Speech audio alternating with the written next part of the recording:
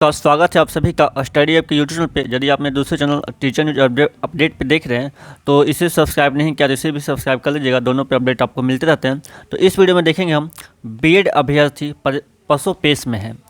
प्राथमिक कक्षाओं में बीएड योग्यताधारी शिक्षकों को न शामिल करने के सुप्रीम कोर्ट के फैसले के बाद बिहार के बीएड पास शिक्षक अभ्यर्थी उलझन में हैं। शिक्षक अभ्यर्थी यह समझ नहीं पा रहे हैं कि सुप्रीम कोर्ट के फैसले के बाद उन्हें शिक्षक बहाली परीक्षा में शामिल किया जाएगा अथवा नहीं।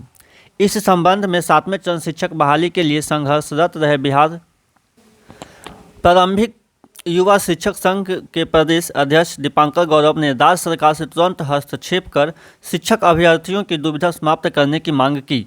उन्होंने कहा कि बिहार के प्रारंभिक विद्यालयों में नियुक्ति हेतु 24 अगस्त से परीक्षा प्रस्तावित है, जिसमें 5 लाख से अधिक बीएड योग्यताधारी शिक्षक अभ्यर्थियों ने फॉर्म भरा है। सुप्रीम कोर्ट के फैसले के बाद इनकी उम्मीदवारी पर संकट है।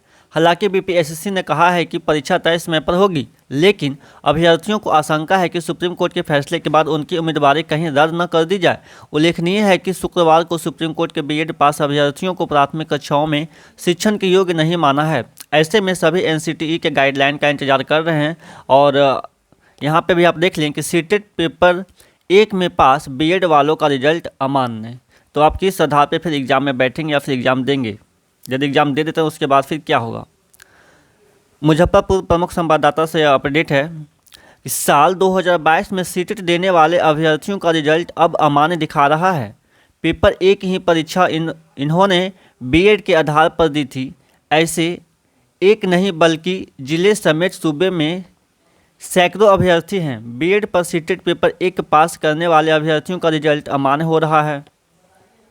जिस समय फॉर्म भरा रहा था उस समय आपका जो है CTET BEd CTET paper 1 valid था, लेकिन फॉर्म भरा जाने के बाद सुप्रीम कोर्ट का आदेश आया कि बीएड वाले सीटेट के लिए एलिजिबल नहीं है। तो फिर ये फैसला जो है काफ़ी पसोपेश में है। तो जब तक इस पर क्लियर नहीं होगा तो फिर एग्ज़ाम देने में भी प्रॉब्लम है, क्योंकि आपका जिस आधार पे आपने फॉर्म को भरा है वही वैलिड नहीं है।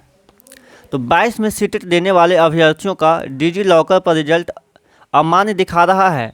यही नहीं, धीरे धीरे इससे पहले के अभ्यर्थियों का रिजल्ट भी अब अमान्य होने लगा है। इसको लेकर अभ्यर्थियों का आक्रोश फूट पड़ा है। इससे पहले इसी डिग्री पर 6ठे चरण के शिक्षक बहाली में भी अभ्यर्थियों बहाल हो चुके हैं। अब उन्हें अभ्यर्थियों की परेशानी यह कि अगर अभी का रिजल्ट अमान्य दिखा रहा है तो इस डिग्री पर शिक्षक नियुक्त हुए हैं उनके साथ क्या होगा। यही नहीं, 20 अगस्त को होने वाले सीटेट को लेकर भी असमंजस की स्थिति अभ्यर्थियों में बनी हुई है कि उन्हें परीक्षा में शामिल कराया जाएगा या नहीं। देखिए, जो 6ठे चरण में जिनका हो चुका है उन्हें कोई समस्या उसमें नहीं है। क्योंकि जो आपका सुप्रीम कोर्ट का जो ऑर्डर आया है अब आया आपका 2030 में, तो इससे पहले की जो बहाली है उस पर कोई असर नहीं पड़ेगा।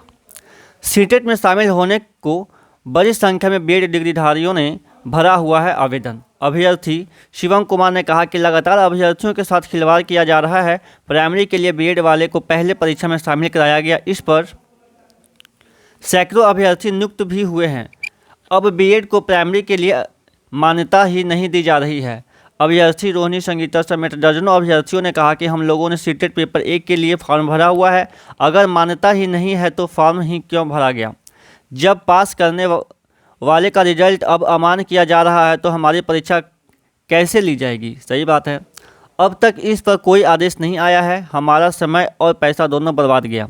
अभ्यर्थियों ने कहा कि पहले हम तैयारी कर परीक्षा में बैठे, पास कर गए और अब नौकरी के लिए प्रयासरत थे, मगर अब हमारे रिजल्ट को ही अमान्य किया जा रहा है।